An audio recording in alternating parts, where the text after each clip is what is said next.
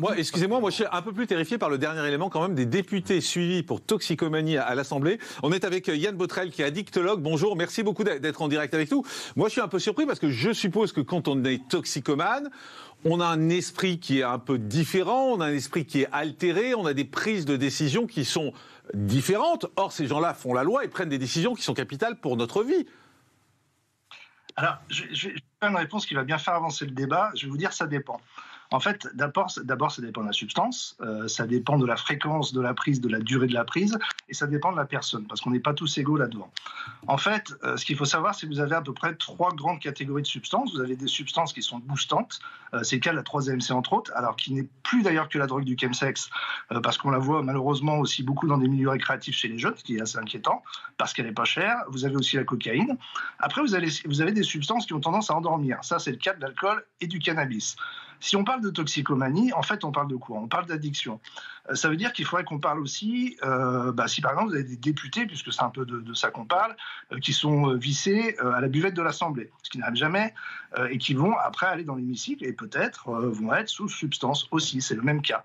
Si jamais vous avez un député qui prend un rail de cocaïne dans les toilettes de l'Assemblée avant de rentrer dans l'hémicycle, peut-être que vous direz ce député est très dynamique, vous voyez. Donc après, ça va dépendre aussi du temps de prise, de la durée. Quelqu'un qui est dans les toxicomanies et qui va utiliser des substances tous les jours à haute dose, évidemment, va avoir un jugement qui est beaucoup plus altéré que quelqu'un qui va consommer uniquement le week-end, par exemple. Mais quand on parle de toxicomanie, parce que c'est bien les mots qui sont employés, certains députés seraient suivis pour toxicomanie, ça veut dire quoi concrètement? Ça veut dire que c'est pas quelqu'un qui prend, on va dire, un rail de temps en temps, même si c'est condamnable et il faut pas, c'est pas pour banaliser, mais quelqu'un qui est suivi pour toxicomanie, à mon sens, enfin tel que je comprends le mot là, c'est-à-dire que c'est un utilisateur, un consommateur régulier. Alors, en fait, il y a quelque chose de très simple, parce qu'il y a effectivement ce qu'on appelle du mésusage, c'est-à-dire des gens qui vont prendre des substances de manière occasionnelle, parfois un peu trop. Et puis après, il y a la dépendance. Et la dépendance, elle se gère sur plusieurs critères. C'est d'abord quelqu'un qui a perdu le contrôle de sa consommation. C'est quelqu'un qui va passer du besoin, plutôt de l'envie au besoin de consommation. C'est quelqu'un qui a perdu le contrôle. Voilà, il y a ces critères-là. Et puis après, il y a une notion de durée. En général, on dit que c'est quelqu'un qui, depuis plus de 6 mois, consomme régulièrement. Ça ne veut pas dire tous les jours, mais régulièrement. Donc, il y a des facteurs objectifs pour ça. On ne parle plus tellement de toxicomanie aujourd'hui, on parle d'addiction. L'addiction, c'est une maladie. Moi, j'ai la double casquette d'être à la fois élu et professionnel de santé. Bon, moi, je suis élu de droite, on ne peut pas me dire que j'ai des accointances avec LFI, loin s'en faut.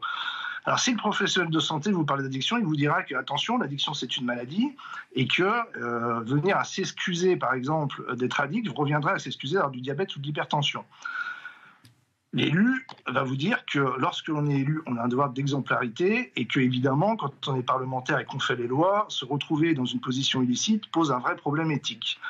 Voilà, après, je pense que... Au-delà, est-ce que ça peut influencer des prises de décision? Moi, c'est ça qui m'intéresse aujourd'hui, parce que je me dis, ces gens-là, s'ils sont toxicomanes, qui prennent des décisions, est-ce que ça peut influencer votre perception de la réalité, votre perception des choses? Je pense que oui. Oui, l'addiction, c'est une maladie neurologique, donc par définition, ça va toucher le cerveau, notamment sur le détournement de plusieurs hormones, notamment la dopamine, la sérotonine, l'adrénaline. Et du coup, évidemment, lorsque on perd ses perceptions, lorsque le jugement est altéré, ou lorsqu'on développe des formes, par exemple, de paranoïa ou de choses comme ça, évidemment qu'on n'a pas le même jugement. Pour autant, si aujourd'hui on disait tous les gens qui sont addicts, tous les gens qui utilisent des substances doivent démissionner de leur fonction, on risque de bloquer l'économie, parce que, je vais vous donner un scoop, il n'y a pas de société sans drogue, et la drogue, il y en a partout. Et on retrouve ce type de drogue, 3-AMC et cocaïne, surtout chez des gens qui vont avoir des charges mentales assez élevées. Donc on a beaucoup de cadres dirigeants, on a des professions plus exposées. Donc de la drogue, il y en a partout. Et pour nous, professionnels de santé, en fait, c'est pas une découverte. Pour nous, un peu plus. Merci Yann Botrel, merci addictologue d'avoir été avec nous, Alexis Isard.